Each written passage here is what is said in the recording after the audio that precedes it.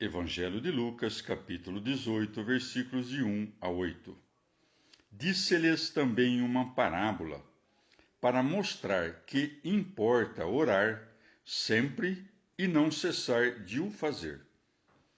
Havia em certa cidade um juiz que não temia a Deus nem respeitava os homens. Havia também, na mesma cidade, uma viúva que ia ter com ele, dizendo: Faze-me justiça contra o meu adversário. Ele, durante muito tempo, não quis atender. Mas depois disse consigo: Ainda que eu não tema a Deus, nem respeite os homens, visto que esta viúva me importuna, far-lhe-ei justiça, para que não venha continuamente importunar-me. Então o Senhor acrescentou: Ouvi o que diz o juiz iníquo. E Deus não fará justiça aos seus escolhidos, que estão clamando a ele de dia e de noite, e tardará em os socorrer? Digo-vos que depressa lhes fará justiça. Mas quando vier o Filho do Homem, julgais vós que encontrará fé sobre a terra? Palavra da salvação. Comentário Lucas 18, de 1 a 8. Santo Agostinho.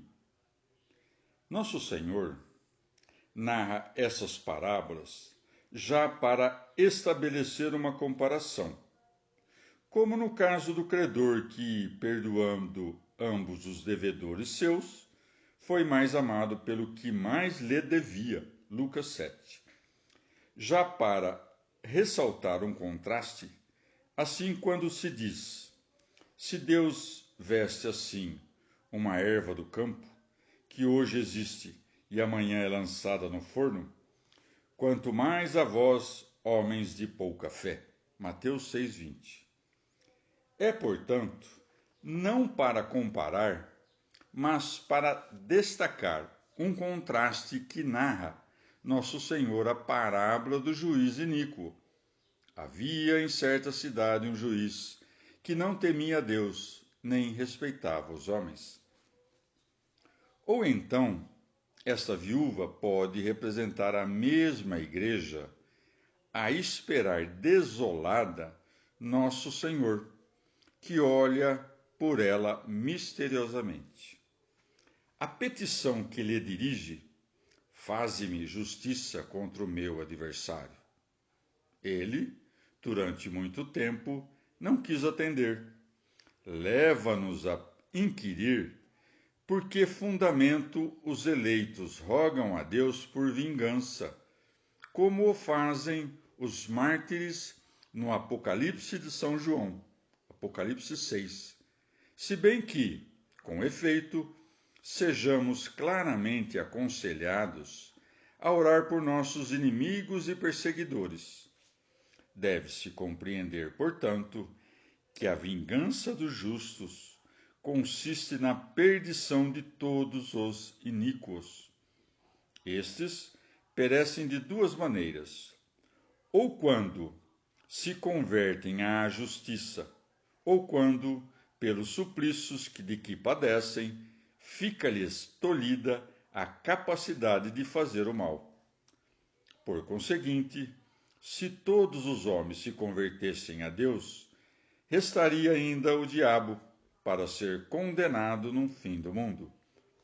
E se diz, não sem razão, que os justos, quando desejam que o fim chegue, desejam de fato vingança contra seu inimigo mortal. A insistência da viúva dobrou o juiz iníquo, que concedeu-lhe o quanto desejava. Mas depois disse consigo: ainda que eu não tema a Deus, nem respeite os homens, todavia, visto que essa viúva me importuna, far-lhe-ei justiça, para que não venha continuamente importunar-me. Portanto, fique seguro: quem persevera na oração porquanto Deus é a fonte da justiça e da misericórdia. Então o Senhor acrescentou: ouvi o que diz este juiz iníquo. E acaso Deus não atenderia seus eleitos a lhe rogar noite e dia por vingança?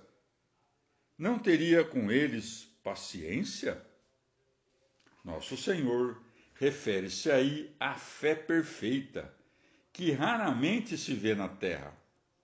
Eis a igreja do Senhor plena de fiéis. Se não houvesse fé, quem aí haveria de entrar? Quem, suposto tivera fé perfeita, não moveria montanhas? De maneira que nosso Senhor quis dar a conhecer que se nos falta a fé, perde-se a oração. Portanto, creiamos para bem orar, e para que a fé não esmoreça, oremos. Por um lado, a fé produz a oração. A oração, por seu turno, robustece a fé. Comentário Lucas 18, de 1 a 8, São Beda. Deve-se acrescentar que a injunção de orar cumpre-se também por meio do ofício das horas, e ainda, tudo o mais que o justo faz ou diz em conformidade com o Senhor, deve ser considerado como oração.